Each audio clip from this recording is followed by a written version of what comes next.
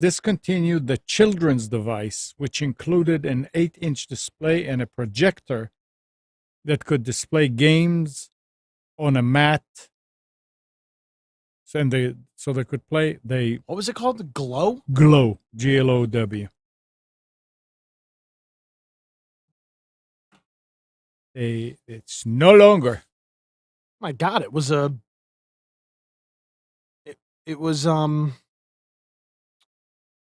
remember the company made the keyboard that was the laser keyboard? Laser. It would display it on the Oh, table. Oh, on the table. Yeah. That's exactly yeah. what this thing was. oh, Yeah. So Oh, it looks like an Echo Home. So it looks like an Echo Home or an Echo Show with so it's got a screen on it, right. and then it's also got a little like projector thing that fires stuff down. So you put the mat in front of it, not on the wall. It's not a Okay. yeah, correct, yeah. Huh. Yeah, it says physical meets digital with hands-on activities for kids. You can video call as well. Well, it's no longer. They don't make. I mean, how am I going to keep myself occupied? Yeah, you're gonna have a big problem. Yeah. Spotify has purchased a company called Kinzen to help it detect and address harmful content in podcasts and other audio formats. I guess I'll be I guess my podcast will be soon removed from Spotify if that's the case. Kinzen uses machine learning and human expertise to analyze possibly harmful content and hate speech. There's the word. Yeah. My favorite word is hate speech. I think that's at the end of the year they do like what is the word of the year? I think hate speech is the word of 2022. Everything is hate speech. Is it in the dictionary actually? I'm not sure. I wonder if Webster has. But like you just did a story about Amazon Glow. Well, you're now, that's hate speech against Amazon. You're inciting violence against Amazon. Good job, Amazon. Oh well. Hate speech. You wanted to see what if that was in Webster's? Yeah. When you search hate speech, this is how you know it's a BS term. You search hate speech on Google, and the first result is an article at the UN. UN.org giving the definition of hate speech. That's how you know it's a farce. And then the ADL.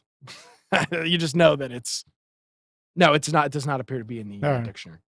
Now, here is something interesting, and I wonder how Intel laptops users running Linux are being advised to avoid running the latest Linux 5.19.12 stable kernel point release, as it can potentially damage the display. Intel Linux laptop users on Linux 5.19.12 have begun reporting white flashing display issues, with one user describing it as the laptop display starts to blink like lights in a 90s rave party. Intel Linux kernel engineer Vil Sirjal posted this week on the kernel mailing list. After looking at some logs, we do end up with a potentially bogus panel power sequencing delays, which may harm the LCD panel. How? Just because of the fluctuation of power, I guess? I guess. Yeah, I was just wondering how that would affect it. That's a problem. Yep. So they say if you are running the latest Linux, stable Linux 5.19.12 on a laptop that uses an Intel processor. Thank God that's a very small number of people that are running that on a laptop, presumably. Yeah. Well, unless it's an old laptop. A lot of people do that. Yeah, but you wouldn't be running the latest, yeah. Here's the thing, the latest kernel, by the time the kernel gets updated like if you you don't update your kernel like you do you don't update your kernel typically. You don't. I mean, normally you wait a long time before you do. Oh, or you especially what you do. Or you do a big update with Ubuntu or whatever, and then you get a new kernel package with that. But you're not. I don't think many people are going out there. Do you use Instagram? Yes, all the time. Spence, do you use Instagram? I do. Following, I wouldn't say I post a lot there, but I look at a lot of stuff on Instagram. So, following another quarter that saw marketers pull back on their ad spending, Meta last week announced it's increasing its ad load on Instagram with the launch of 2 new ad slots. So there's going to be more ads on Instagram. Not just more ads, slots. So more places to advertise, like physical places within the app. Does it say what the places are? No. I mean, I didn't read that far into it, but it said that full screen with countdown timers. What? I'm just saying. We'd love to see on Instagram. Like, oh my God, ads with countdown. That's timers. A disaster. Let's see. So real ads, which they have, ads you mean some of them are not real? No, reels are their thing. Real, yeah. Buzzwords galore here. AI-powered multi-advertiser advertising. That's on their press release. All right. This is actually cool. Augmented reality ads. So when they're selling a product, so a lot of things sold on Instagram are products. So jewelry and little trinkets for your house and stuff like that. So this one ad that they're showing, it's like a little it's a little heart, like a little heart thing that you would put on a table. And it looks like for the ad, when you click on it, it uses your phone camera and it does augmented reality where it shows you that heart, the thing that you'd be buying, sitting on your table, which is not new. That's existed for a while, but inside of an ad on Instagram, that's pretty cool. That's actually pretty cool. Is it already rolled out yet? Or does it say rolling out soon? Well, they said that they announced it over the last month. We began introducing new ads. Let me see if I can. I don't even know how do I find ads on Instagram? Where can I go to? That's a new thing. Yeah. Let me go look for ads. Okay, now here we go. There's actually a section to buy stuff. Let's see. No, it's gonna take me a minute. I've never purchased anything on Instagram before. Yeah, don't purchase anything. Anyway. No, but I wanted to see if it would show me the augmented reality part of it. It's just interesting that they hey, we have to make money. Well, and tell you what, they're very successful. They're way better at making money than Twitter. Way better at making money. Yeah, but the Twitter guys are going to make out like bandits now. Well, some people will. Yeah. Well, yeah, if you're in the right position for your stock. Yep. I don't know what happens with people with options. Yeah, I don't know how that works. YouTube's premium paid subscription includes benefits like ad-free viewing, video and song downloads for offline consumption, and background plays. What is this? What service is this? YouTube. Oh, YouTube. Okay. Which is very good, by the way. Now, YouTube Premium. It might also be shifting video streaming in 4K resolution, currently free for all users, to the premium tier. You know, I don't think that's unreasonable. It's not unreasonable, but it's just kind of but for them to offer 4K with the bandwidth and everything else. Yeah. Most people aren't watching in 4K anyway, obviously, because come on. Well, no, but I think you can have a high resolution desktop screen. Yeah. That's above 1080p. My screens are above 1080p. Oh. So they have 21 2160p, I think, is one of the other resolutions they offer, and then 4K. But there's a big problem with 4K on YouTube. Apparently, yes, 4K HDR. There's a problem with it on YouTube. The way that HDR works, high dynamic range, is with color grading. So a person looks at for example, if you're a movie is coming out and it's HDR, an editor has sat in a studio and color graded the HDR profile, and they attach it essentially as metadata to the DVD.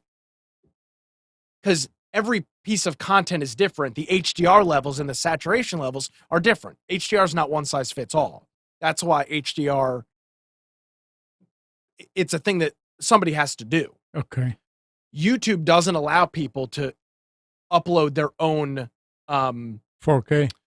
They allow you to do 4K. They don't allow you they allow you to do 4K HDR, but they don't allow you to upload the color palette. So YouTube is automatically grading the colors. So a bunch of these content creators saying, this isn't what my content looks like. I graded it to look the way I wanted it to look. And now YouTube is regrading it with some generic color palette, and it looks like garbage. So YouTubers are not doing HDR 4K on YouTube because they have to spend time grading their content, and then YouTube just blows it out anyway. I know. I mean, I never knew all this, but I know that every now and then, when we watch TV, switch to another station, and suddenly on the upper right it says HDR. Mm-hmm. Yep. And it goes away. And yeah, most televisions, a lot of new televisions have HDR. You do need an HDR compatible player as well, which the Roku is also an HDR player. Okay. And then it's the content also needs to be HDR. Sure. So it just says that users over the weekend, users across Reddit and Twitter noted that YouTube has been asking them to upgrade to the premium tier to watch videos in 4K. It's not clear if the change is part of a limited test or if the company is thinking about capping free users to 1440p resolution. Google declined to comment on the story when contacted by TechCrunch. The company has tried various methods to convert free users into paying ones. One of the most notorious one was showing them up to 11 unskippable ads before the start of a long video to let them have an uninterrupted experience. I would do 11 ads. I would totally do that. Because you go fix a cup of coffee. Yeah, exactly. I go use the bathroom, and then by the time I come back, the ads are done, and I can watch my content. Or just Sure. Give me the option though. Yeah. 11 unskippable. I saw a joke.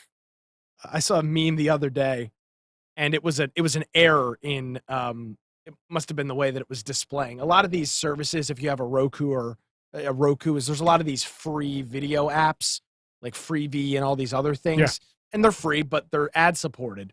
So it was somebody took a picture of their TV.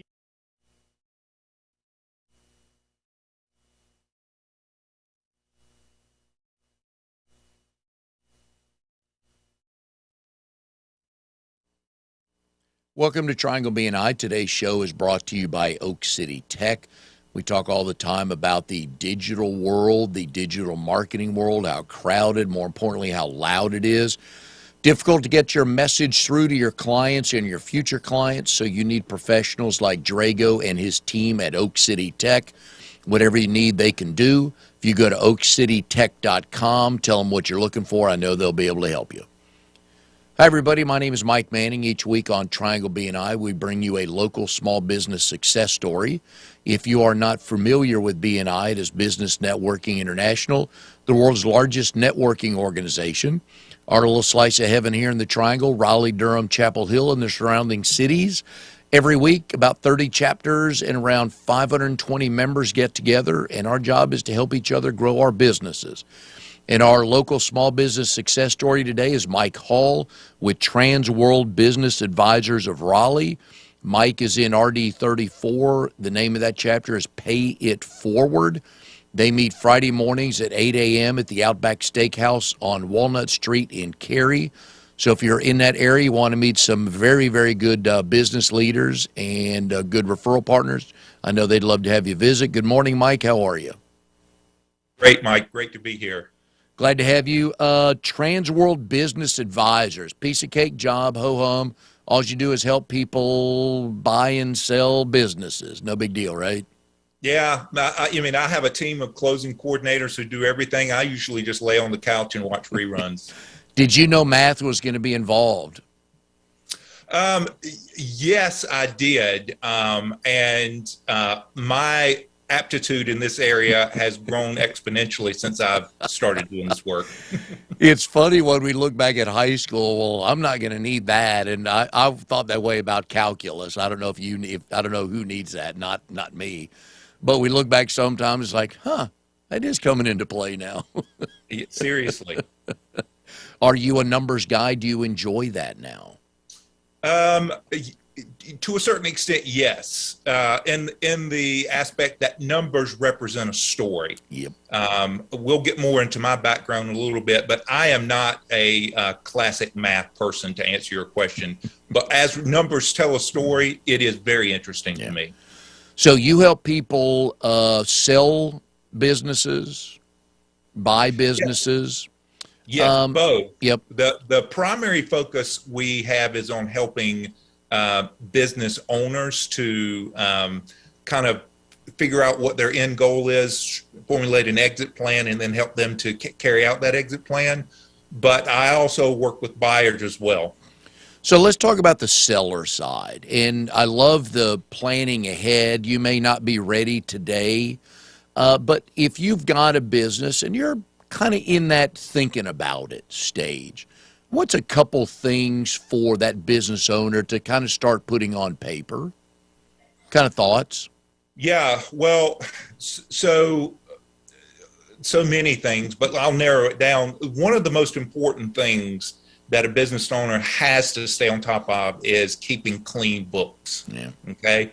So if there's any weak spot in their accounting or record keeping about their income and expenses, that is absolutely, that's of primary importance. So start there, take care of the basics. Beyond that, just making sure that, you're maintaining that profitability year in and year out, and watching your expenses. It sounds very, basic, but it's the fundamentals that matter when it comes to selling a business. In a previous life, I was a business broker for about a year in Daytona Beach, and got a listing one day, got everything signed, everything in order, went to meet with the owner, said, okay, now let's start talking, let's evaluate, see what this business is worth. And he said, which set of books do you want to see, Mike? And I went, you only have one. You can either, in my mind, I'm simplifying it, you can either sell your business for profit or you can screw the government. But it's really tough to do both. So when they're looking at let's just talk about the good books, all right? Are you looking for, so let's say they had to do some cleaning up. Are you looking at like a year of that, where after it's cleaned up and everything's in order, 2 years? What are they thinking about? Yeah, so ideally what you want to have are 3 years of historical financials. So right now, if I were doing a valuation, I would be looking at 19, 20, and 21 completed taxes. And I would also want to see some type of, since we're late in the year, I'd want to see some year-to-date profit and loss. Yeah. And the other thing I learned was, and I think we're all guilty of this, is we think our business is worth way more than it probably is. Because I know a lot of people look at, well, I brought in $250,000 last year, Mike. That's what I'm asking for. Yeah, but your net was $57,500. Is that a difficult conversation? I know it's needed, but can that be a difficult conversation sometimes? It can. And I've had this discussion a number of times, as you can imagine. What we try to do, or what I try to do, is to provide a little bit of perspective, because I think business owners, many of which feel like that they need to hit the lottery when they sell their business. And it's easy to get short-sighted to forget, hey, if I've had this business for 10, 20 years, I've been profiting off of this business all along.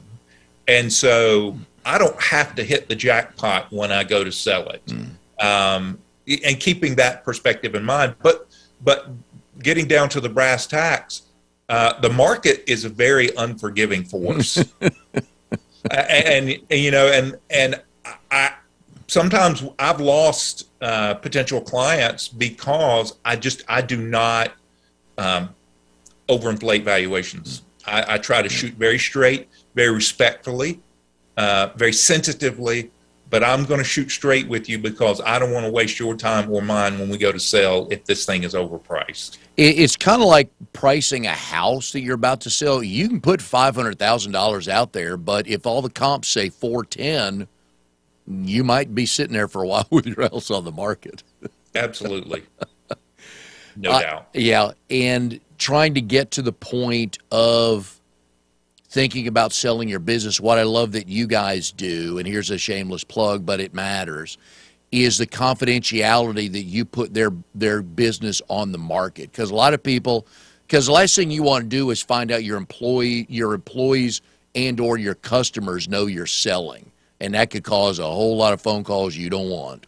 Mm-hmm. Yeah, so that is absolutely crucial. I use, this is a phrase I tell people when I'm, onboarding clients. I'll say, look, if you're selling a house, you want everybody and their cousin to know that you've got that house for sale. You can't do that with a business. You have to be discreet, and you got to protect your employees. You got to protect your customers. You got to protect your vendors. We want you to run that business as if you were never going to sell it. We want your foot on the gas all the way up to the day of closing.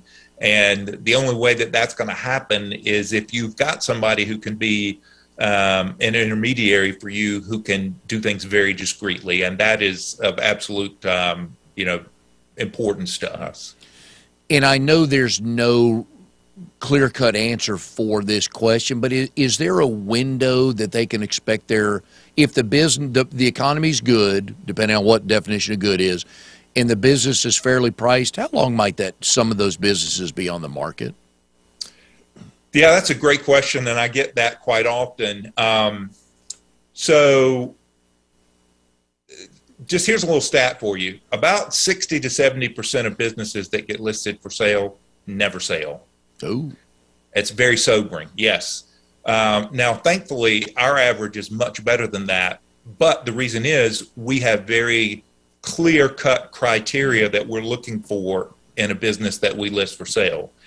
And I said all that to say, when we follow our criteria, so either you meet that criteria currently, or we're going to have to get you to that point, but we do that before we put your business on the market. That is going to, number one, greatly increase the chance of your business selling. Number two, it's going to also likely shorten the time it's going to take to get it sold. So on average, our businesses sell, I'd say anywhere between 6 to 9 months is our average. All right. And also looking at the different types of businesses, some are where the business is not about the owner, and others are the owner is the business, where they know all the clients know them. They may have a staff or a limited one, and those can be difficult because that relationship that the owner has, that's what people are buying. They're buying that relationship to the owner, and that could cause not problems, but that could make it a little trickier to sell, right? Yeah. But the thing in the process that makes that successful is that transition time when you're going from current owner to new owner. Part of what a business owner is selling is their goodwill. And that's at the heart of that goodwill, is making sure that you're able to effect a very seamless and successful transition so that those clients know, hey, this new owner, I've vetted them. They've gone through a whole process to buy this business. I am confident that they're going to give you the same level of service that I did. You can't put a price tag on that. Yeah. And moving over to the buyer side, now we know anybody listening or watching today, if they're going to buy a business, we know they're going to call you because we're going to put your number up here a bunch of times. So let's assume they call you, so they have a dedicated professional on their side. What's a couple things they should be looking at within the business to know, oh, this could be a good one for me? I mean, the numbers don't lie. People can lie, but numbers don't lie. And hopefully the numbers are reported correctly. But assuming that to be the case, you've got to do your due diligence. You've got to look at those year in, year out financials. You got to dig in there and see if there's anything that sticks out that looks unusual. And you've got to ask some really good questions. There's no such thing as a perfect business. Every business is going to have some kind of wart or flaw. Okay. That's just the way of the world. And so when you go to buy that business, it's not that because that business has a wart or flaw, you're not going to buy it. You just want to know what that is so that you're informed and you can work around that or you can improve on that. And so digging down into those numbers, finding out about their employee situation. I mean, that's a huge deal right now, right? Finding good help and good employees. So you're going to want to know if this is a business that has 5, 10, 20 employees. Okay, well, what do your employees look like? Are they solid? Are they dependable? Am I going to be able to count on them? Are they going to stay after the transition, or am I going to have to hire a whole new slate of employees? And then just making sure that that you've got a good plan for maintaining cash flow. That is so vitally important. I think cash flow is probably what kills so many new business owners and new startups. They've got to keep an eye on it, and they've got to be able to tell from the numbers of this current business, hey, what does that cash flow look like? Am I going to be able to maintain this or improve on it? Yeah. Just fundamental things like that are absolutely vital. No, cash flow is king, man, because if it's not coming in, it's going to be difficult. Have you found in the last 6 or 7 months with the employment market, and this is no political stand or anything, so, all right, have you found businesses have been impacted by that when they're trying to sell? Yeah. So, and again, it depends on the type of business. Some businesses, tend to have more of a struggle with finding good help than others. Some business owners have done such a great job of recruiting and maintaining and taking care of their employees that they're not as affected by it. But I have had some sellers say, look, I'm concerned about my ability to sell my business because of all the struggles I've had with keeping good help and what that's going to look like to a potential buyer. It's come up a number of times. Yeah. Do you remember the first transaction you were involved with? Yes, I do. And how scary was it? And does it still give you night sweats? It doesn't give me night sweats, but I remember the few days before closing, I felt like I had 50 million sins and I was never going to be able to tie them all up. But thank God everything came together and we got that business closed, and that business owner's still there and still going strong. Before this, you were a residential realtor. How do you go from being a residential realtor to a business broker? Well, the real estate brokerage experience, I think, helped me to understand the concept of being an intermediary and being a broker. So I got my feet wet doing that. So that was helpful. One of the things I wasn't prepared for was, you think about it like this. When I started this work, I was debating about whether or not to actually go into this line of work. And my boss said to me, Mike, how many real estate brokers do you know in Wake County? And I said, I could throw a rock and hit 3 of them. Yeah.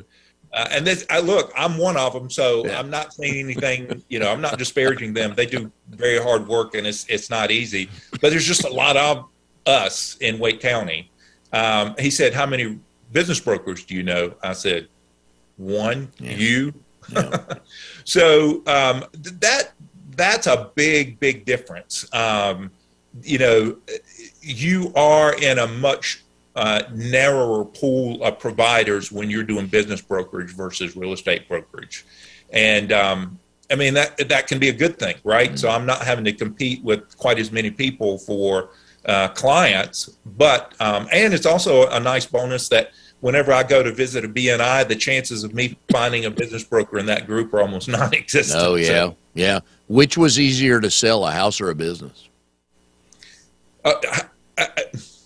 So again, I don't want to disparage my real estate broker brothers, but selling a business is just a lot more complicated. Oh, way more moving parts. Yes, it is. It's just a fact. Yep.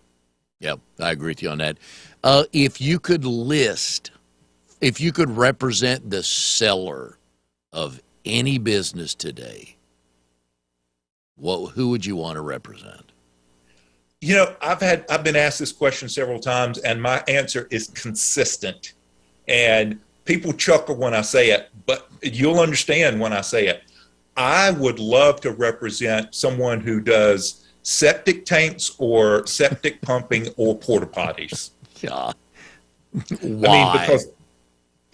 Look, there's real money in dirty jobs. I know I'm borrowing a cliche here from Mike Rowe. Yep. But the owners of those businesses are making a killing because they're providing such a valuable service that very few people want to do, and they're in there doing great work, and they're getting rewarded for it as they should be. Do many of them come on the market very often? No. Because they're making so much money? Absolutely. So what you're saying is there's money in that stuff, huh? There's a lot of money in that stuff. I was at a meeting just the other day where we were asked the question: if you had $100,000, what kind of small business would you invest in? Yeah. And I, without blinking, I said, I'd buy a porta potty business. Yeah.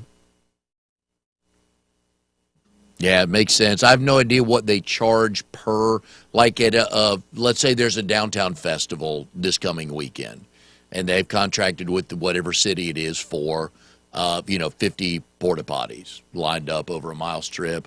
I mean, what do they get for that? Is that a pretty good rental?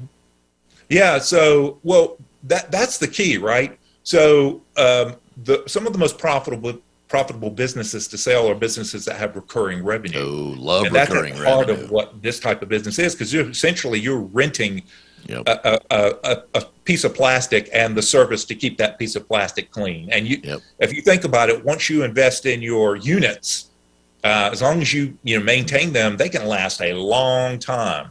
And so it's recurring revenue. It's a business that not too many people want to do. It's just there's very few downsides except for the most obvious. Yeah, it's like these home service industries, the electrician, the painters, and people like that have these trucks.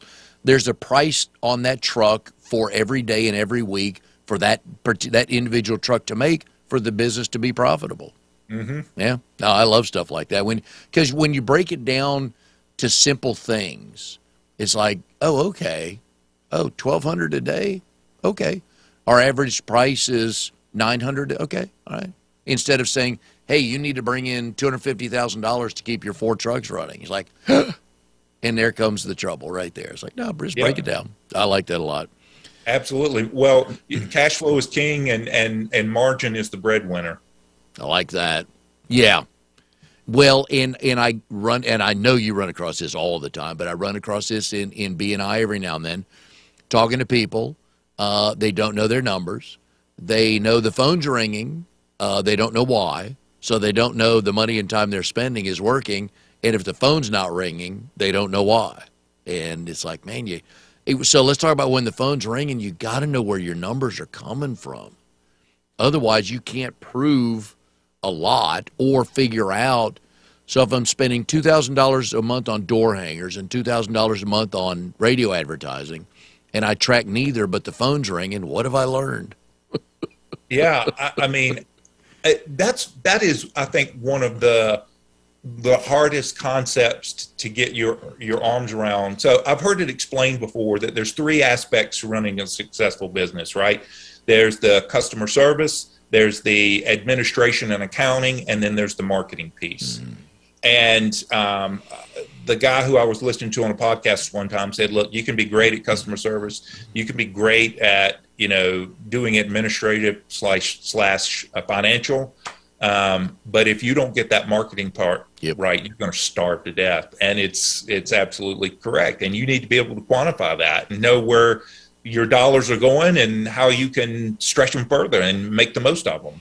It's kind of like the reference you made to the house earlier. If your business, if nobody knows you have a business and they don't know you're open, what good are you doing? So the cold hard fact. Yeah, if a tree falls in the woods and no one hears it, did it make a noise? Or if a husband makes a smart comment, but nobody's around to hear it, does it really count? And the answer is no, but that's another podcast. That's another podcast for another All right, day. So you have a very different and interesting background of most of the guests.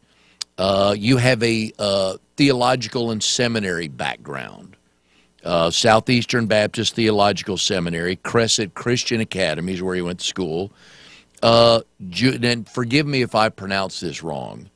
Julius Maximilians University of Würzburg.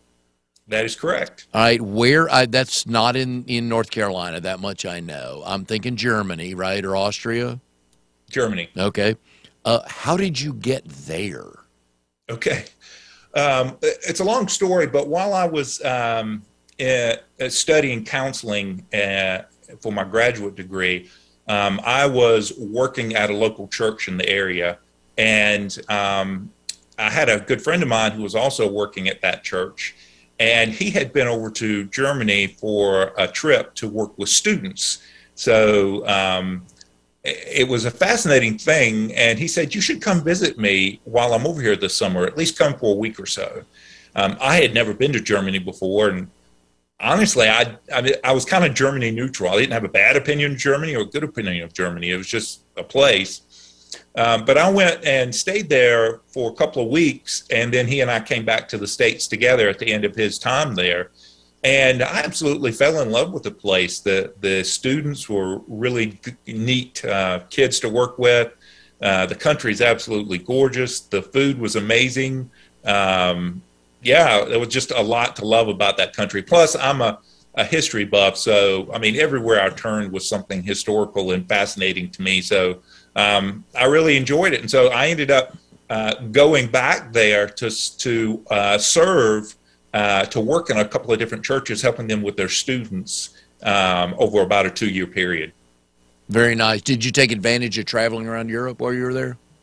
I did, yeah. In fact, I was able to get to several European countries, but more importantly, I spent a lot of time in Germany just kind of doing a little bit of research and learning more about the Protestant Reformation and Martin Luther. And where I lived was only about an hour and a half away from the Wartburg Castle, where Martin Luther translated the scriptures from Latin into German, where it's supposedly he wrote the hymn, "A Mighty Fortress Is Our God."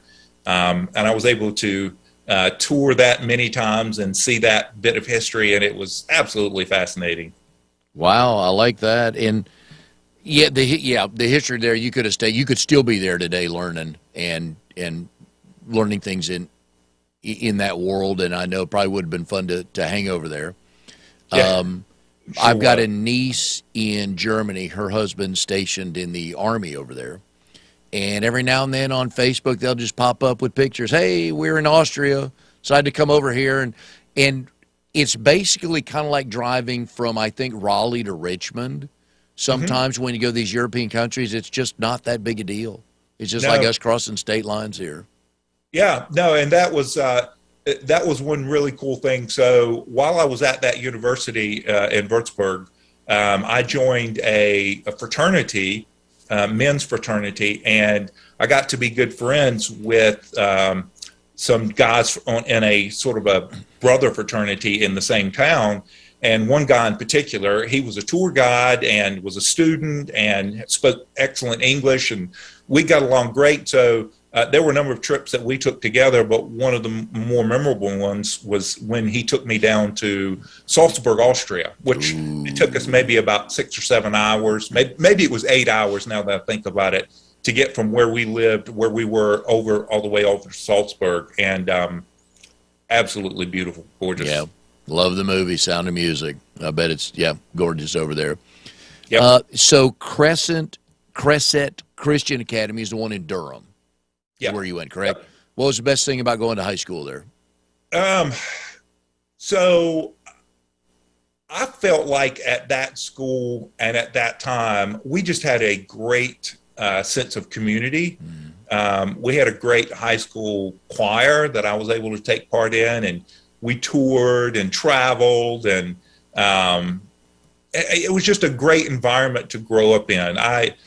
Some people look back on their high school years with awkwardness or negative memories. Not me at all. Yeah. I loved high school. I had a great experience, had some fantastic teachers. It was a very formative time for me, and so I'm very grateful for the time that I had. I'm with you. I would just like some of those pictures, those senior pictures, to be redacted, but unfortunately my oldest son has a couple, and he trots them out about once a year on Facebook to have a little fun. So Yeah, absolutely. I had the Greg Brady hair. It just grew out, not down, just out. And so I had to, Yeah. Well, in my case, I had hair. So I'd be thankful to have some of those out just to prove it. At Crescent Christian Academy, at any point in time, did being a business broker one day cross your mind? Oh, no, not at all. Furthest thing from my mind, because at the time I just assumed that I was probably going to end up being a teacher like the ones that I respected and loved so much when I was in school. Yeah. Now, according to my crack research staff, you, in fact, were a small business owner back then, probably before high school. You had a lemonade stand. I did, but that's not the most interesting thing. The most interesting thing was when I was in elementary school. I figured out that I could take things with me to school, particularly food items, and I could sell them to my classmates. And so I came home one day and I had a pocket full of change. And my mom was like, "Where in the world did you get all of that money?" I'm like, and I kind of stumbled around a little bit. And finally I told my mom what I did. And boy, I got in big trouble for that. It was sort of a, hey, you probably ought not to be doing that. But deep down, I knew she was kind of proud of me for being such a good businessman. What was the going rate for a peanut butter and jelly sandwich? Oh, man, that's been such a long time ago. I don't remember. I do remember selling saltine crackers for like 10 cents a piece. Wow. And how long did you pull this off before Mom quashed it?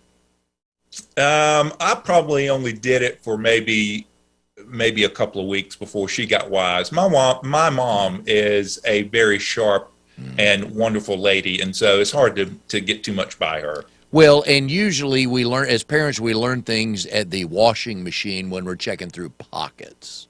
Absolutely. And I'm sure she found probably a few more quarters than she normally did. It's like, all right, what's he up to? So, but you probably thought you were the richest kid in elementary school, right? Oh, man, I couldn't wait to get to the store so I could buy some candy. Naturally.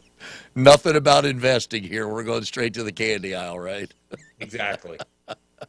Oh, good story. So here's a job I got to ask you about. I love this. At Williamsburg Christian Academy, you were an instructor of history and apologetics. Do tell, man. I've never heard that before. I got to know. Okay. So I always wanted to be a teacher at some point in my life, and I was able to fulfill that desire. And I still use that gift of teaching in a lot of different ways. But I was offered the position to go up there and to teach history and also teach apologetics. So apologetics, if you think of this from a Christian standpoint, is helping people to understand the basics of their faith so that they can explain it and defend it properly when challenged. And so we would spend a lot of time talking about how to use the English language, how to understand the basic tenets of Christianity, the Bible, things like that, because people are curious. So, not everybody, they talk about America as a Christian nation, which that's highly debatable at this point in time. But there are a lot of people who aren't Christians who are curious about Christianity and want to know what's it all about? What are the teachings? And so this class was basically helping these students whose parents and families are Christian to understand what they believe, why they believe it, why it's important, and how to communicate it effectively in an appropriate way. There's a lot of fulfillment you got out of that, I bet. Oh, yeah. I loved it because, I like the idea of sort of healthy debate. I don't mean like rancorous, divisive debate, but healthy dialogue, which is something I feel like that any academic setting should be, a place where things can be debated in a healthy way and where things can be questioned and discussed. And, there's very few things that you hold so sacred that, you don't debate or discuss them. Almost everything is on the table for discussion. And I had the opportunity to sort of cultivate that mentality with those students, and I thoroughly enjoyed it. It was great. Today, you're right. I mean, on TV, there's a lot of people swearing to God about the other side of the aisle. Let me just say it that way. But I don't know why I can't in today's, and we're not going to get off on a tangent here, but I don't know why I can't just ask a question about something and not be branded immediately or labeled.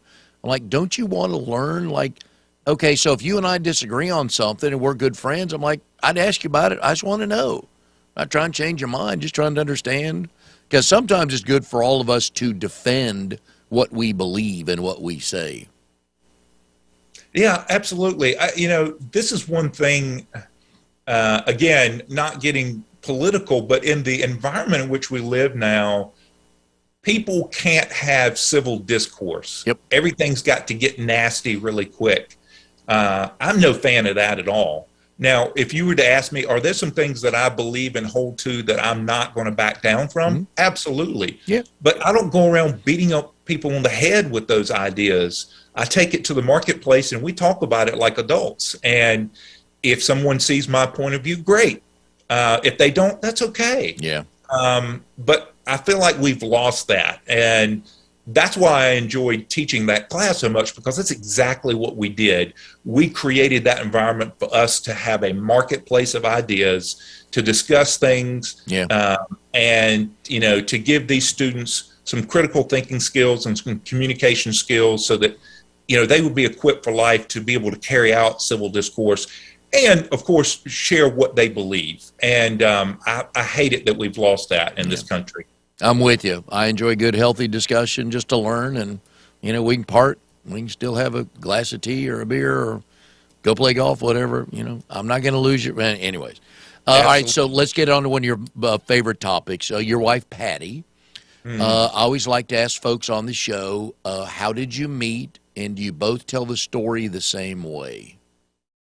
So I'll answer the first question. How did we meet? So I was actually an old bachelor. I never thought I was going to get married. It was just one of those things. It just busy in life, traveling a lot.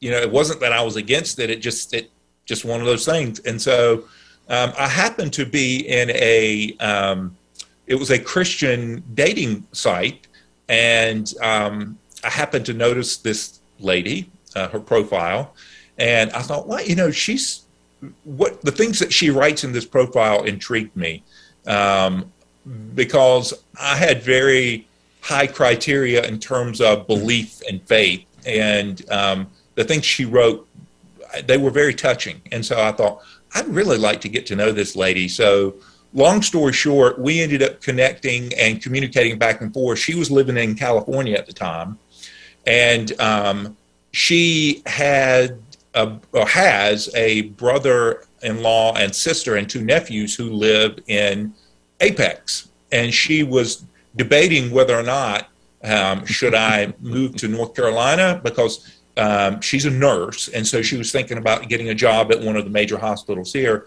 or am I going to take my skills back to, Taiwan, where she was from, and just practice, nursing back in Taiwan and be with her family in Taiwan.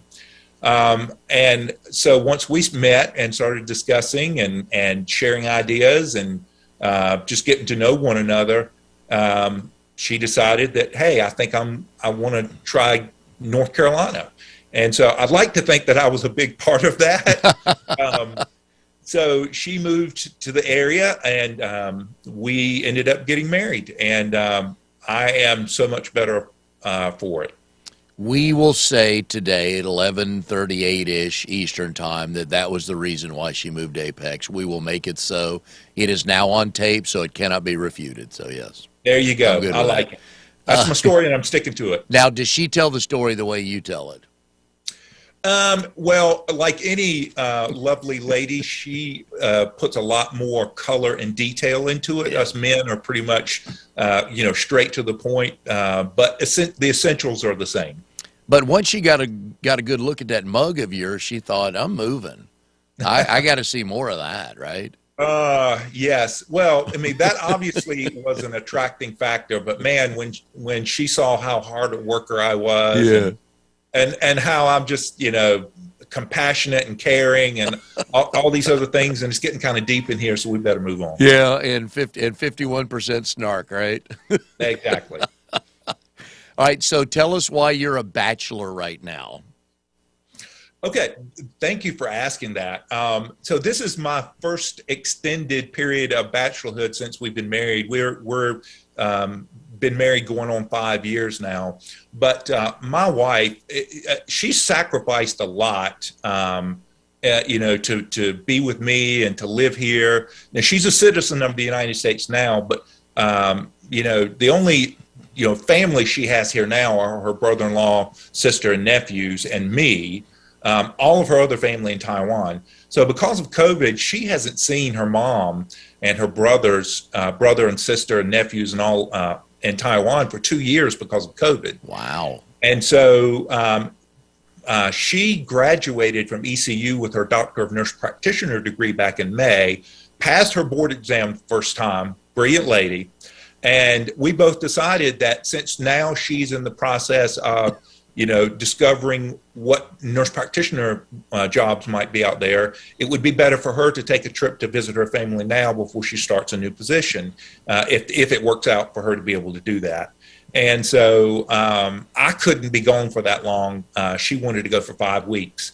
And so I said, babe, look, I'm not going to hold you back. You go on over there. I'll take care of things here back home. And then, God willing, I'm going to go to join her in about 3.5 weeks. Oh, nice. And you have been there before, because I know you travel a lot.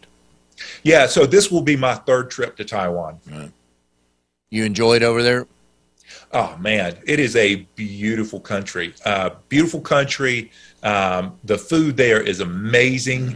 And it is, the exchange rate is, I think, roughly 30 to 33 new Taiwan dollars to the American dollar. Ooh. So I feel like everything is really inexpensive, especially food over there. And so I feel like I'm living like a king when I go over there, not to mention the fact that it's just a beautiful country with really, really kind and friendly people. Yeah, I bet when you two started dating, you started eating better, didn't you? Oh, yeah. Oh. Yeah. She's a good cook, and her mom, my mother-in-law, wow. There's no Chinese restaurant in America that can compare to Mama's cooking. No, and wise decision on that.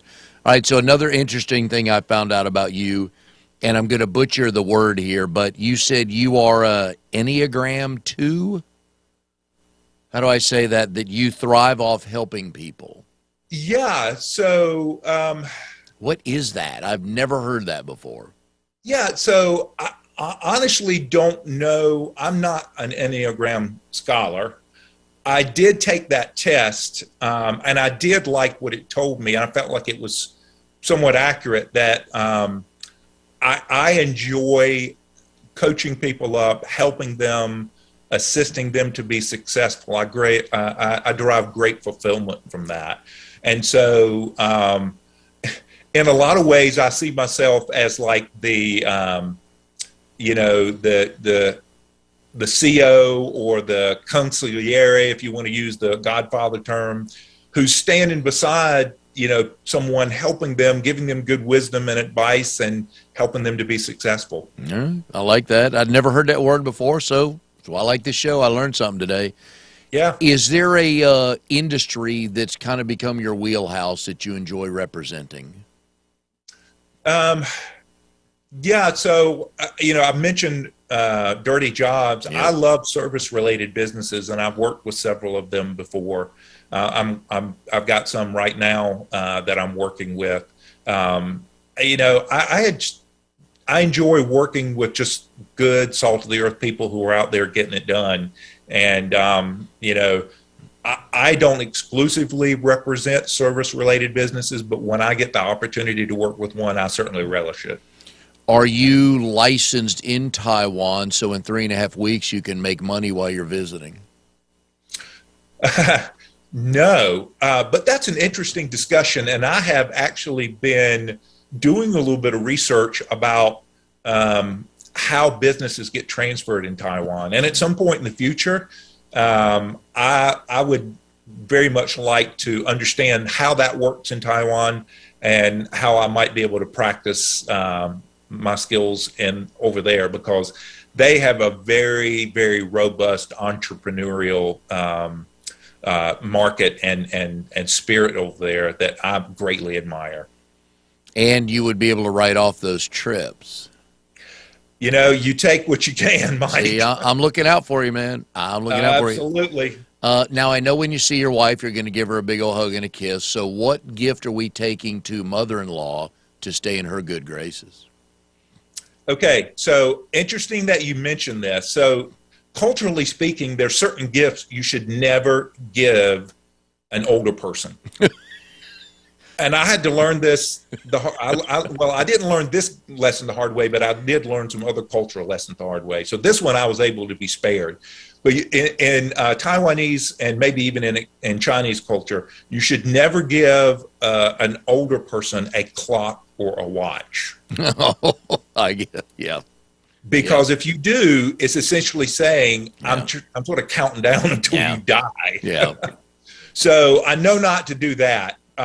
Usually what I'll bring is, and oddly enough, there's certain types of supplements and things that it's harder to get in Taiwan than here. Oh. And my mother-in-law is a very practical lady. So if I bring her some of those supplements, some of those things that help her stay healthy, she's very happy with that. Interesting. I feed the clock thing I get. But yes, supplements, you don't realize, I guess, until you do travel, what you can get your hands on easily from country to country. Absolutely. Yeah. I wouldn't have never thought that until I discovered it from going over there. So what is the path of the flight you take? You leave Raleigh to go where? Yeah, so this time I'm taking a little bit different of a route. This time we'll go through, I think it's Chicago to San Francisco to Taipei. Ooh, how long is that flight from San Francisco to Taipei? It's just a little over 13 hours. You a good flyer? For the most part, yeah. It won't be quite as much it won't be as enjoyable this time because I'm going over solo. I'm coming back with my wife, so that'll be a lot more enjoyable. All right. What movies have you downloaded to binge watch while you're on the plane? I am a huge Lord of the Rings nerd, so I may just have to watch the whole trilogy again on my way over there. Well, you'll have time, won't you? Yep. All right, folks, if you have a business and you are thinking of selling, you need to talk to a professional like Mike. We've been putting his phone number up here on the screen just to get some questions answered and figure out what are the first couple of steps, things you need to do. And if you're looking about buying a business, again, you need somebody to translate numbers for you, give you some advice. So please give Mike a call. I know he'll be able to help you. Because I know what I've learned from you today is you love education and helping educate people on whatever the topic is. Absolutely.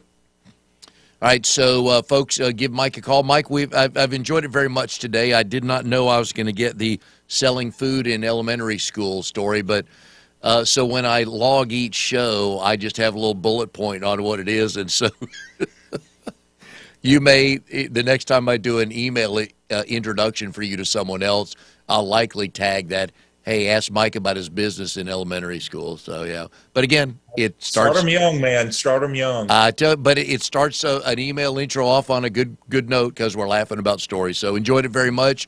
Good luck with everything. Enjoy the trip over to Taiwan to see your wife and the family. And hopefully we'll cross paths here shortly on another networking event. Thanks, Mike. It's been a pleasure. You bet. And we'll see everybody next time on Triangle BNI.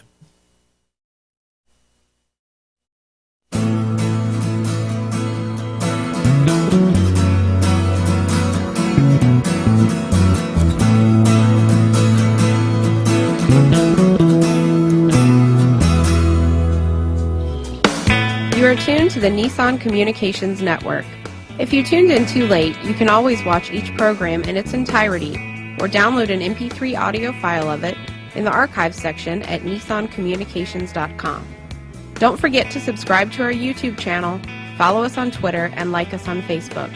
Sponsored by StreamingGear.com, Carolina Apparel, and DeltaForce.net.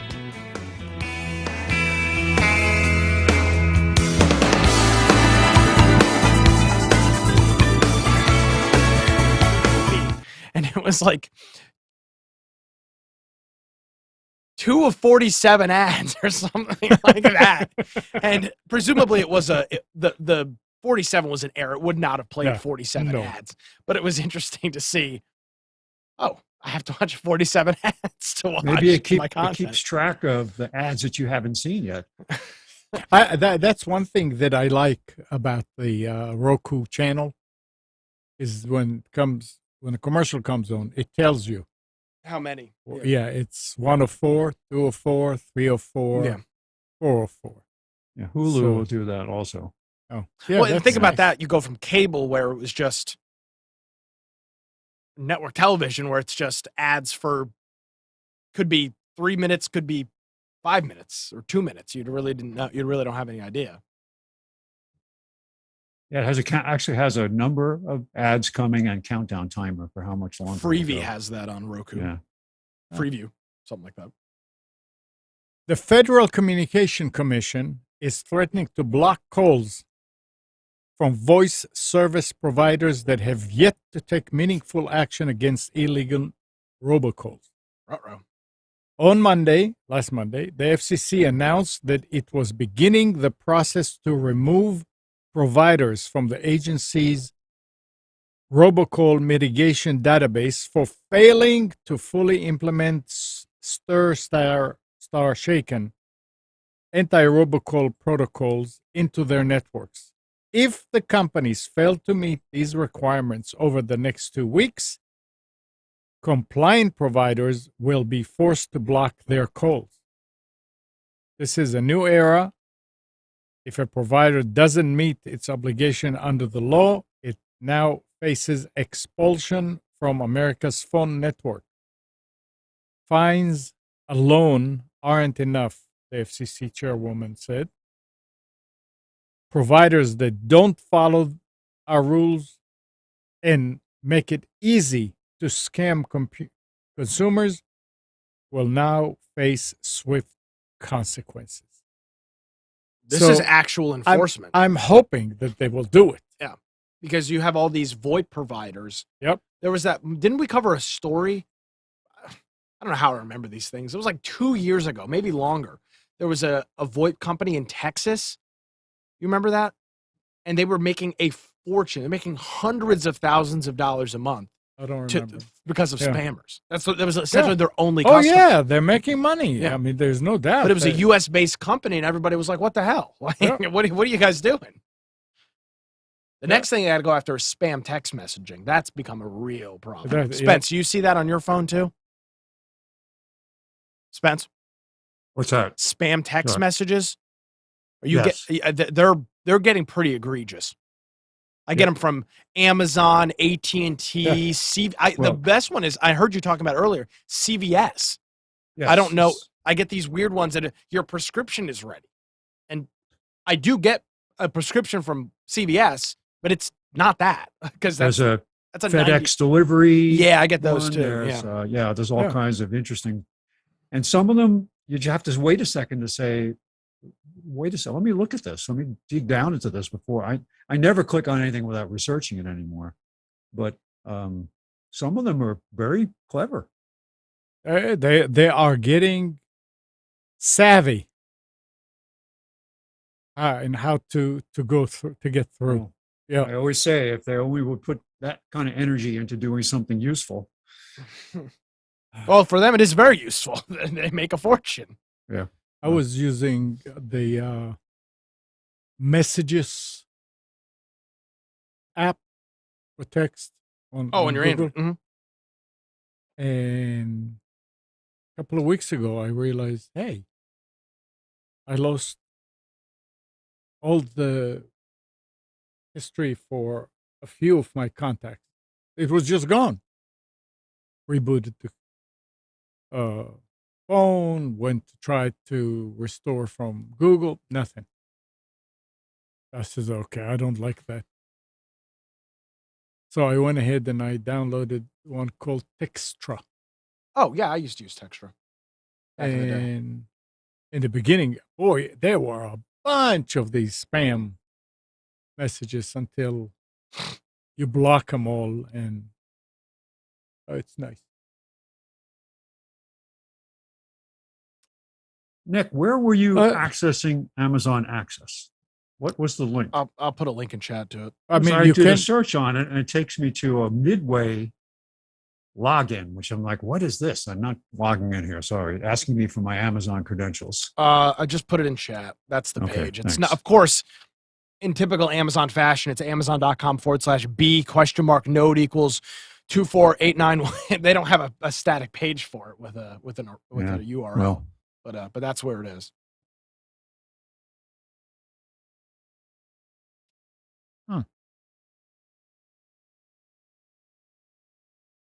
So anyhow, it's Anywho, this time of day. Anything else anybody wants to mention? don't do a search on Amazon Access because it'll take you to this Midway. It looks like the login to Amazon, but at the bottom it says powered by Midway Services. oh Christ! And it almighty. says put in your account and your PIN. Uh, So I didn't do it. but that's how you found it. You did a search. Mhm. Are you sure you were on? Yeah. I'm positive I'm on Amazon. It's Amazon.com. Huh. Bill, Nick, I enjoyed seeing you on Front Row with PBS with Mark Rodderman. You make fine additional. Thanks, Bill. Hopefully, I was on this past week. It's a fun show. I'll be doing it come first of the year. I'm going to be doing it probably once a month or so. Wow, Fun time. that's the best endorsement. The best endorsement. Did you watch him last Friday, Spence? What's that? The Front Row. Post a link in chat for it. No. That's the main reason. No, that's the 50% reason why Nick came up to Raleigh to do the show. Was up here Friday. I really came to hang out with Amnon, but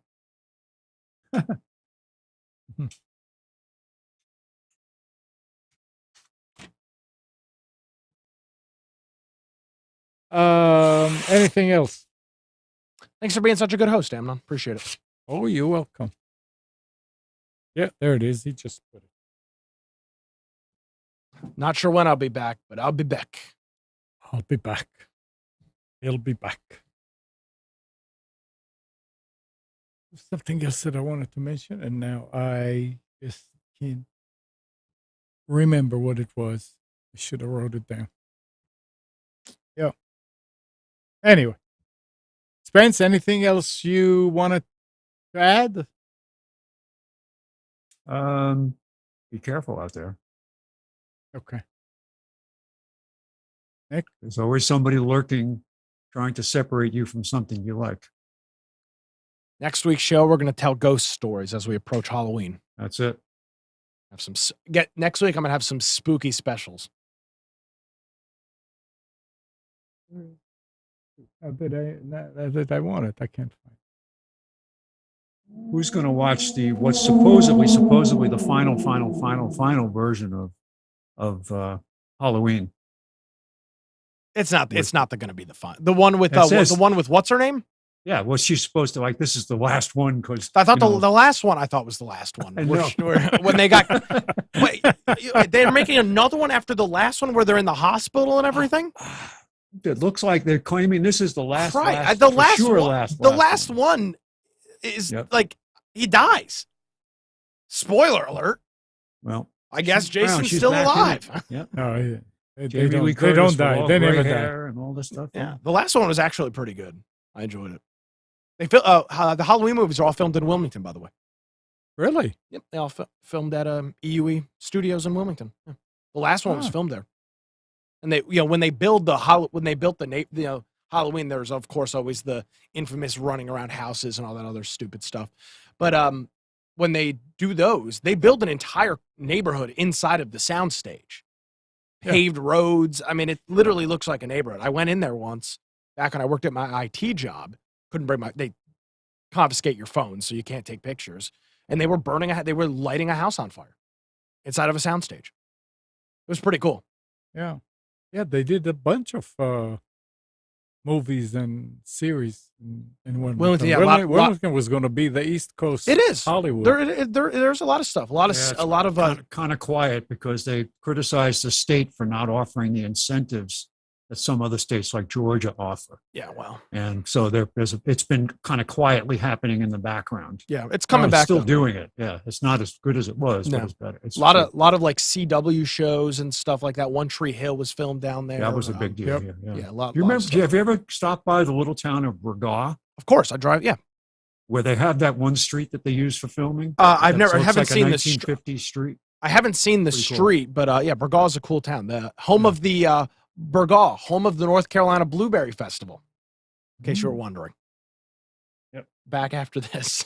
The odd facts living in southeastern North Carolina.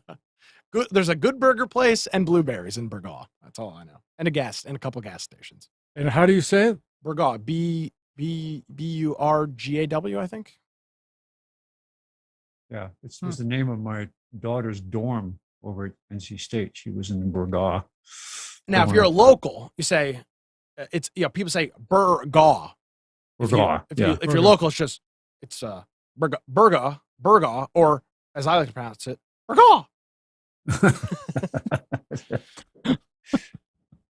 All right, we got to get out of here. Yeah, it's only going down. All right, guys. Thanks again, Spence and Nick. Thanks, Amnon. It was fun. And good morning, Kathy, Hannah, Nabil, Mac, Norm, Katie and Dina, Eleanor, Sarid, Yaakov, and Yael. Thanks, everybody, for tuning to Computers 2K. Now, we hope you enjoyed and maybe learned something from our time together. Remember to practice safe computing. Back up your hard drive and update your virus scanner. We'll be back here next Sunday at 9, but you can always reach us at computers2know.com. And again, remember, Monday through Friday, 6 to 9 a.m., Nick is on Wilmington's 980 The Wave with his morning news show. And it's also on 107.9 FM. You can tell your Echo device to play 980 The Wave. Or you can go to the recordings at nickcraig.com. And Tuesdays, 7 p.m., Nick and Brian do the Infection podcast on Twitch. So that's for gaming and gaming news, survival games. Tuesday evenings at 7. Twitch.tv/Infection Podcast. You'll enjoy it. And I guess that's about it. We'll see you next week. Bye-bye.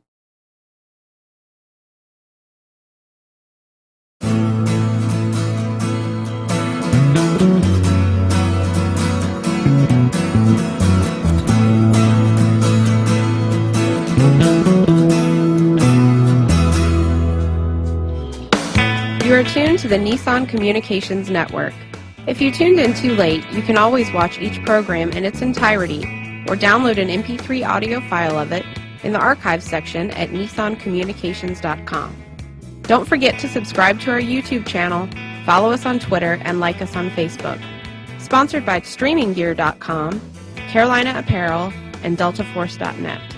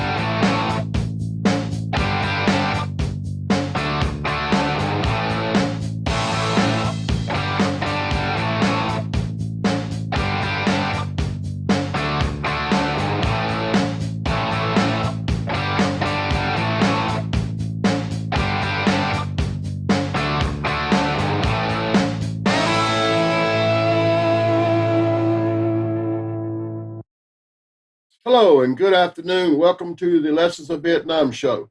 We have a very special show with you today. We have a special guest. I do want to make a disclaimer before we get started. My wife and I have decided to share COVID together. So I am right now, my mind is somewhat foggy. So I may be a little bit loopier than normal. But we're going to get right on into the show. Let me tell you who we are. Okay. We are the Vietnam War was the first televised war of short video clips with no story behind what they were showing. As a result, the Vietnam War was misunderstood, full of myths and half-truths and lies. Our mission is to tell the real story of the Vietnam War and the people involved. Now, during the show, if you want to make a comment or say something to our guest or whatever, dial 919-4. Oops. You know what? Some idiot who did this slide told you I was loopy. I put the wrong number down.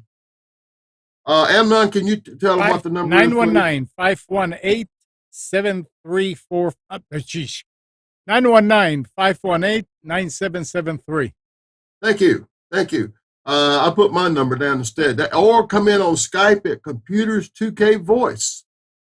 And you can make comments during the show. And if you want to make a comment or tell me something after the show, it's DixonBill80@yahoo.com.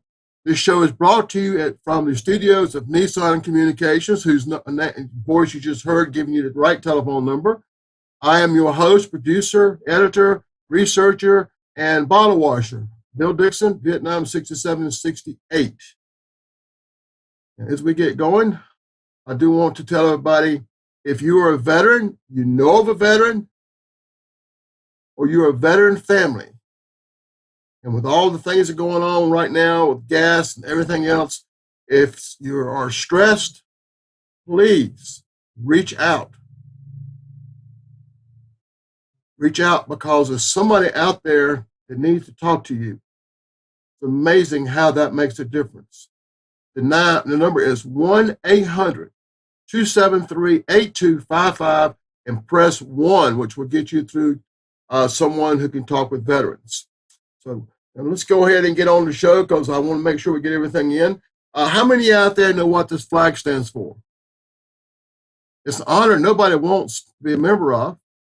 An honor club no one wants to be a member, as I just said. A symbol of sacrifice no one should have to make or endure. Okay, that is a lapel pin. You haven't figured out who we are yet, talking about. Okay, and let's go load the gold star lapel button. Now, the lapel button we just showed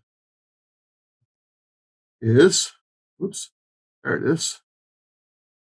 Okay. The Gold Star lapel button is made up of gold star, 1/4 inch in diameter, mounted on a purple disc, 3/4 inch in diameter. The star is surrounded by gold laurel leaves and a wreath of 5/8 inch in diameter. The opposite side bears the inscription, United States of America, Act of Congress, August 1966, with space for engraving initials of the recipient. The Gold Star lapel button is distributed free of charge from the Department of Defense to the widower, remarried or not, each parent, mother, father, stepmother, stepfather, mother through adoption, father through adoption, and foster parents who stood in loco parentis. Each child, each brother, each sister, each half-brother, and each half-sister, each stepchild, and each adopted child of a member of the American forces of the United States who lost their life under any of the following.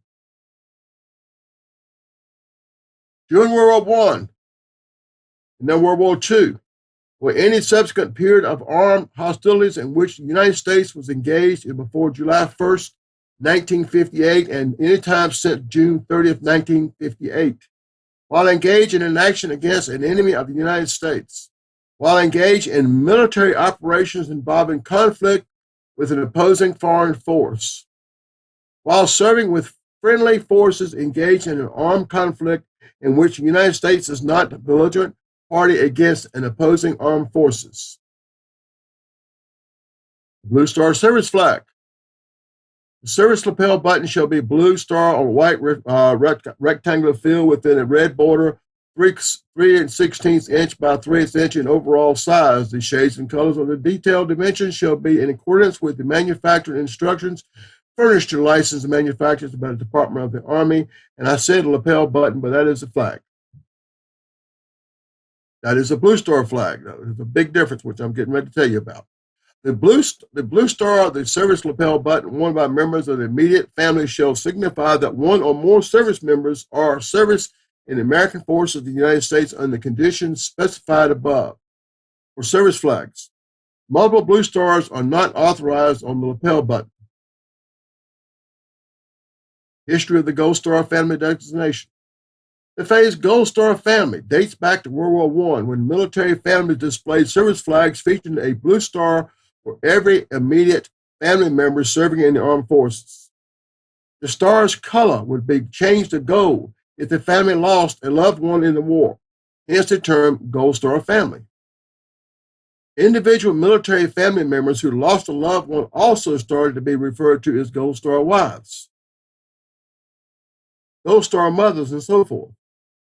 In 1928, Grace Darling Sebold, a Gold Star mother, took this then informed designation one step farther and founded American Gold Star Mothers along with a group of 25 other grieving mothers.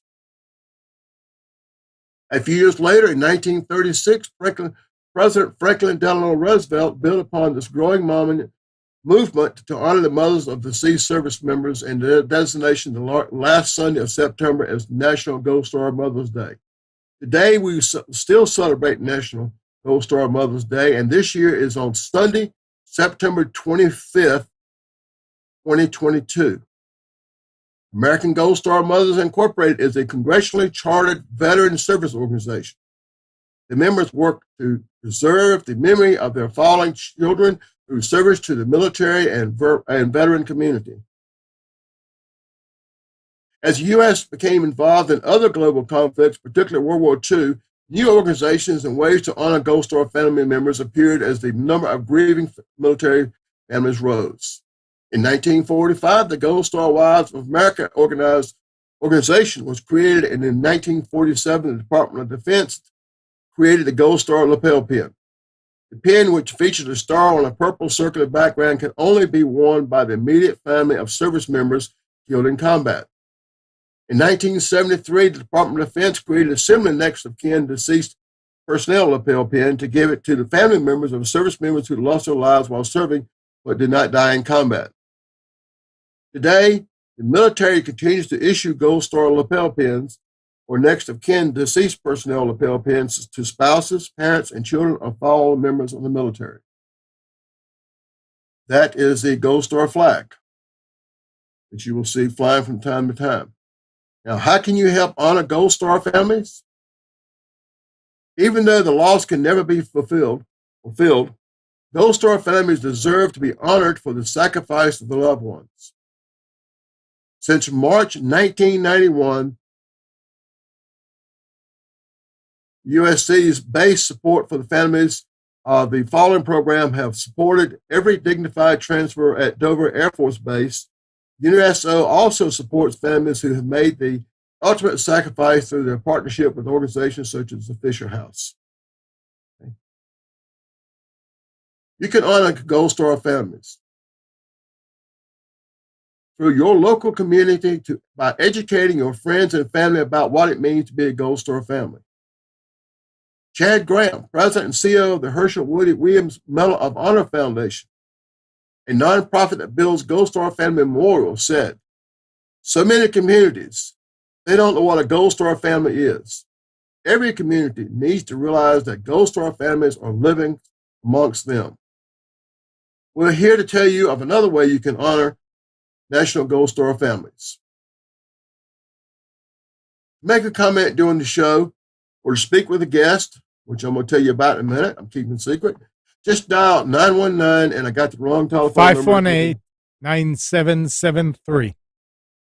Okay. Sorry about that, folks. I'm a little foggy. Skype is Computers 2K Voice. To make a comment after the show, Dixonville 80. So if you want to come in and talk to our guest or make some comment about Gold Star mothers or whatever, you're welcome to do it. Okay. Now, this is our special guest and friend, Patty.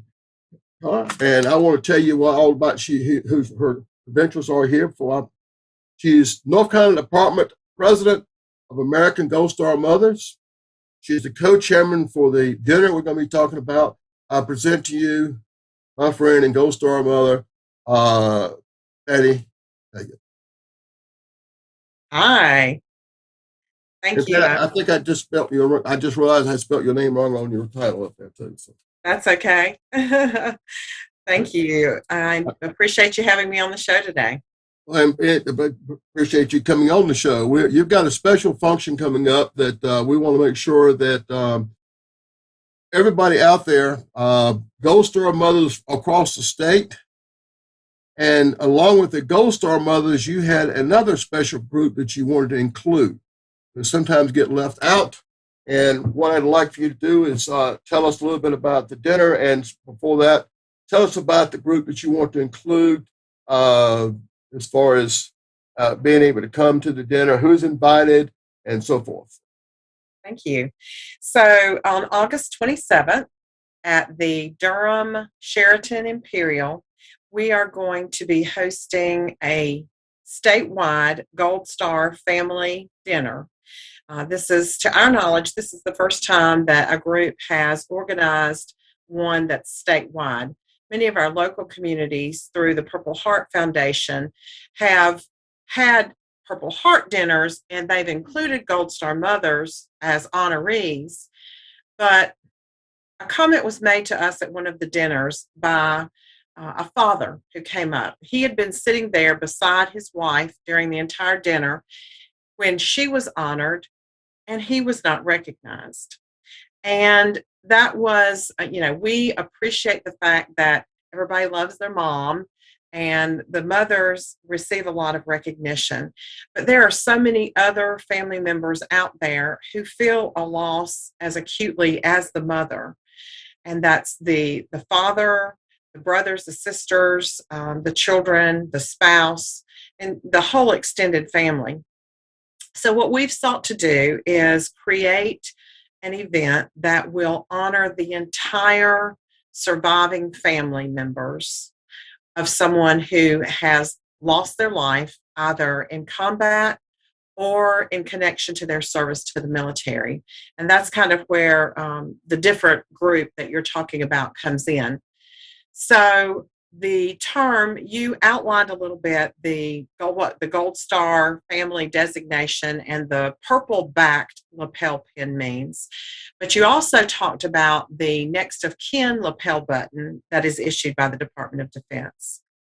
And that is issued to families when their loved one is killed in a training accident. It also is awarded to service members who die that their death can be connected back to a military service connected illness, whether that be a suicide. For many of our Vietnam veterans, Agent Orange, we're starting to see some of the burn pit designations come in for Iraq and Afghanistan. So the entire Gold Star and survivor community is who we are seeking to honor at this dinner.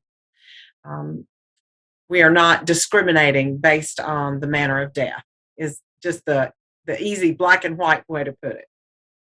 All right, that's great. Patty, the next slide, I wanted to introduce everybody to someone who was very special, young man. I knew him and so forth. And I want you to tell us a little bit about Lucas. So Lucas was my baby. I have two sons, my older son, Brad, and then Lucas was 3 years younger than him.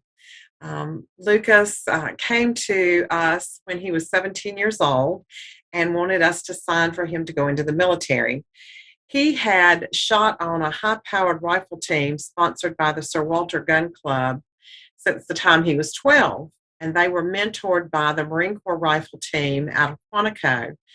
And he loved the shooting sport. He had been a state champion shooter under the civilian marksmanship program. And so they fostered that love of the military in him, as well as we watched the events of 9/11 unfold as a family.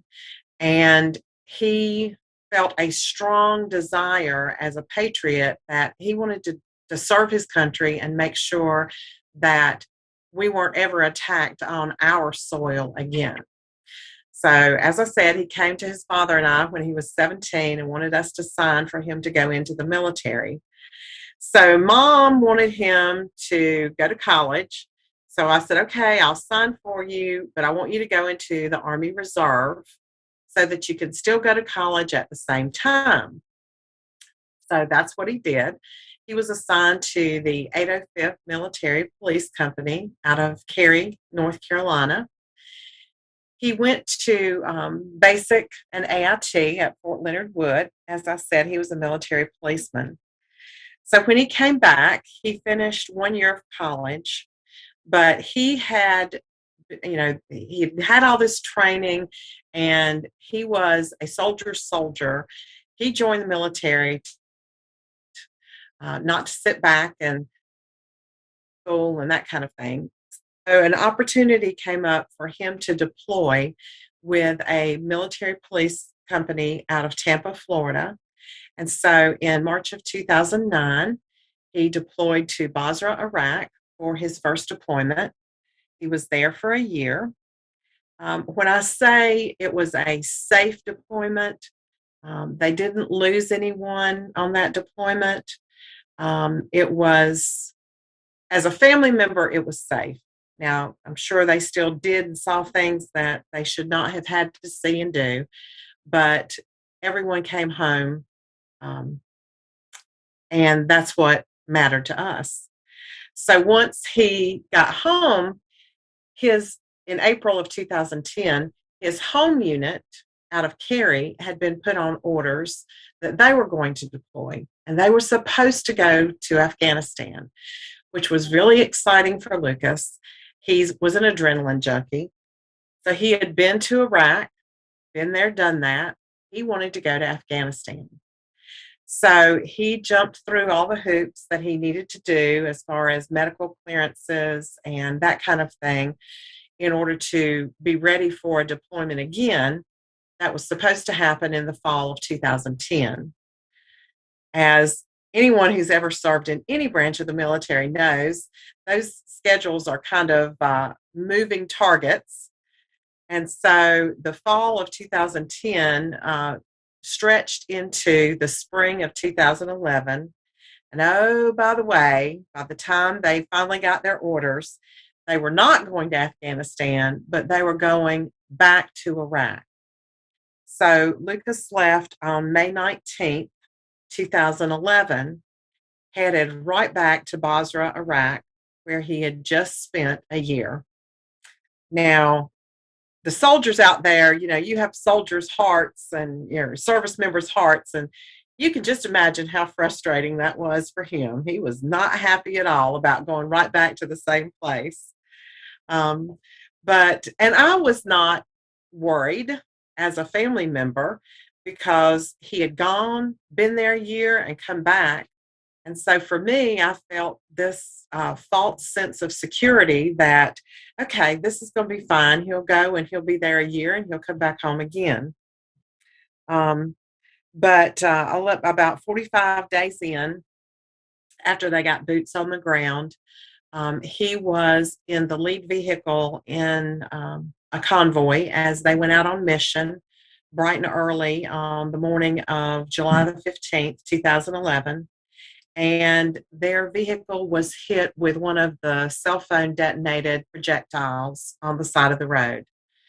The case, you've heard about this kind of story in the media all the time. The projectile hit the vehicle at just the exact right spot to penetrate a weakness in the armor. And when it penetrated, it struck Lucas in the back of the head. There were 5 young men in the vehicle that day. And the blessing in this story is that Lucas is the only one who lost his life. The other 4 gentlemen were able to, although a couple of them had some pretty severe injuries, they all made it through and came back home to their families. So we lost Lucas on July the 15th. It was 3 days before his 22nd birthday. I appreciate telling everybody the story. He was quite a young man, and you are. I know you're very proud. You are very proud of him. You had every reason to be. He was for a young person. He was one of the largest services I've ever been to. He had a lot of friends, a lot of supporters. All right. Now, what we're going to get into, Emma, let's show that brochure. I mean that flyer. Good. There we go. All right. Okay, Pat, I'm going to let you go that. Oh, right there, ma'am. All right. Can you read that from where you are, Patty? Yes. Go ahead. Tell them what it says.